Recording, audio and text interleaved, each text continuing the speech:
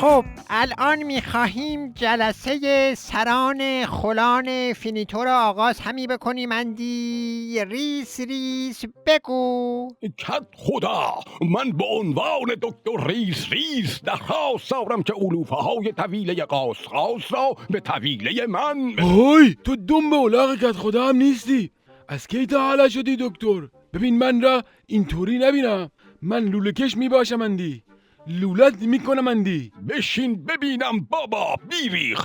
2 حکم اعدام صادر میکنم، ساچمه هایت همی بریزد. علوفه طویله قاس مال من میباشندی، دست به آن بزنی گوشت را میجوم.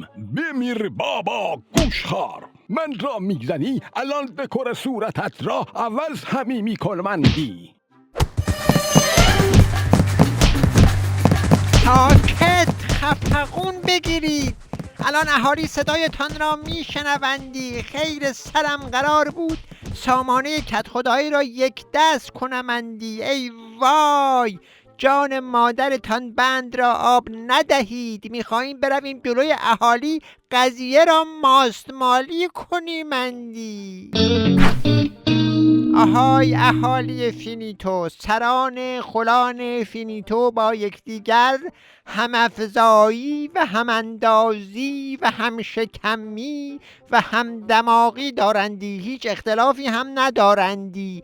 این را جلوی همه اهالی میگویمندی. کت خدا آقا، من خاک کف نعلین شما را مورد هم افزاهی قرار میدمهندی و با سران خل فینیتو هم افزاهی میکنمندی. کت خدا، هم افزاییت را خریداریم، اما این ریس بدجوری رو مقادم میباشندی. هر کس گفت جسد، تو خودت را به انداز همی وسط. من آنچنان فکی از شما دوتا هم افزایی میکنم که در تواریخ همی بنویسندی. آخه یه وری، من کجای تو را همی بزنمندی؟ بگیر که اومد، بگیر.